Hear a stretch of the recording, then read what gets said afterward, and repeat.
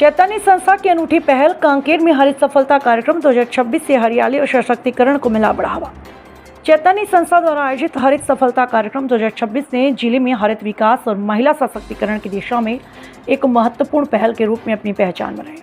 कृषि विज्ञान केंद्र में आयोजित इस कार्यक्रम में समाज के विभिन्न वर्गों की सक्रिय भागीदारी रही।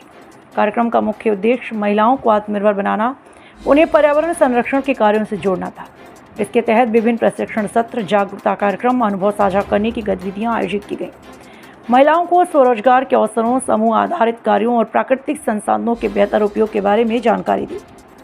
मुख्य अतिथि विधायक आशाराम नेताम ने कार्यक्रम की सराहना करते हुए कहा, इस प्रकार के आयोजन ग्रामीण क्षेत्रों में विकास और जागरूकता को नई दिशा देते हैं। उन्होंने महिलाओं को आगे बढ़ने और समाज में सकारात्मक परिवर्तन लाने के लिए प्रेरित किया। कार्यक्रम के समापन अवसर पर संस्था द्वारा लाभार्थी महिलाओं को सम्मानित किया, जिससे उनके आत्मविश्वास में वृद्धि हुई। चैतन्य संस्था के पदाधिकारियों ने इस आयोजन को सफल बनाने में सहयोग देने वाले सभी प्रतिभागियों और नागरिकों के प्रति आभार व्यक्त किया। ठीक है।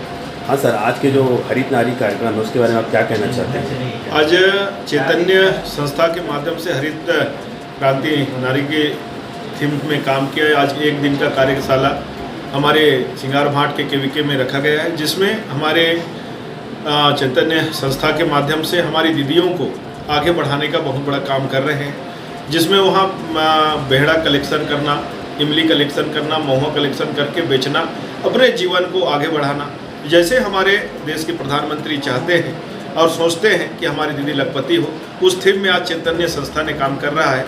कहाँ इस कार्यशाला में हमको देखने के बहुत ही खुशी हुआ। हमारी दीदियों की जो चेहरा है, मुस्कान है, बहुत ही अच्छा है, क्योंकि उसने काम करके मछली पालन में अच्छा कमा रहे हैं, महुआ में कलेक्शन करके अच्छा कमा रहे हैं, बेहड़ा कलेक्शन करके कमा रहे हैं, और जो किचन गार्डन के नर्सरी लगाकर उस पौधा को बेचकर अपनी जीवन को आगे बढ़ा रहे हैं। जैसे हमारी दीदी लोगों ने लखपति की ओर अग्रसर हो रहे हैं, लखपति दीदी बन रहे हैं, मैं उनको ढेर सारी बधाई एवं शुभकामनाएं देता हूं, और हमेशा ऐसा करते रहें और अपने अपने जो क्षेत्र में अच्छा काम करें और दीदियों को जोड़ें। 1 से 2, 2 से 3, 4 ऐसे करके समूह बनाएं और इस विकास और चैतन्य संस्था से जुड़कर उनके जीवन को आगे बढ़ाएं। यही मैं शुभकामनाएं देते हुए कहना चाहता हूं मेरी दीदियों को। से चैतन्य संस्था के द्वारा 25 गांवों को जोड़ा गया, महिला सशक्त किया गया, क्या अन्य गांव को भी जोड़ा जाएगा?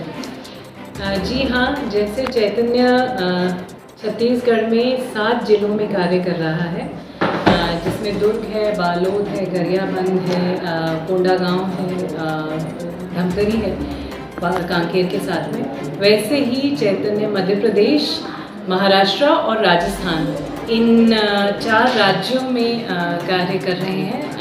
और संस्था का विचार यही है, क्योंकि ख़ास तौर पे महाराष्ट्र, राजस्थान, मध्य प्रदेश में भी फॉरेस्ट एरियाज़ हैं जहाँ पे बहुत ज़रूरत है। तो कांकेर हमारे लिए एक पायलट रहा है, और कांकेर के पायलट को ही लेते हुए हम 4 राज्यों में आगे प्रगति करेंगे और इसी मॉडल को आगे दोहराएंगे। गवर्नमेंट भी इस तरह के वनोपज खरीदती है, हमारी संस्था किस तरह से थोड़ा डिफरेंट किस तरह से काम कर रही है, कैसे महिलाओं को इससे फ़ायदा हो रहा है? कि गवर्नमेंट भी इस तरह की योजनाएं चलाती है, खरीदती है, इसमें थोड़ा अलग क्या है?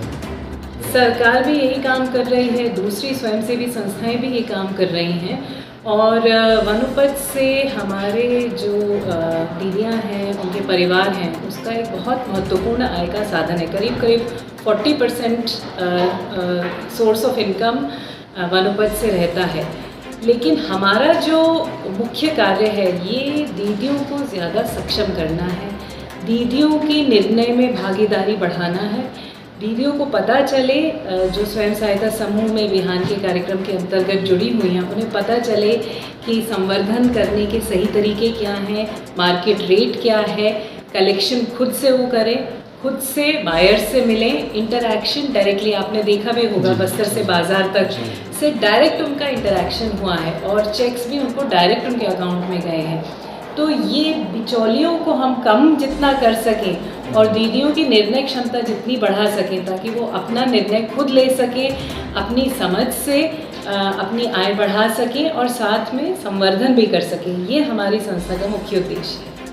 जो सरकार करना चाहती है, लेकिन सरकार की अपनी कुछ सीमाएं रहती हैं, जिसकी वजह से महिलाओं को इकट्ठे करना, उनको जानकारी देना, उनका आत्मसम्मान ध्यान में रखते हुए उनके आत्मविश्वास बढ़ाना, ये थोड़ा सा स्वयंसेवी संस्था बेहतर करती है। मैम, चैतन्य संस्था के साथ और कौन कौन सी संस्थाएं जुड़ी हैं जो एनजीओ की तरह वर्क करती हैं?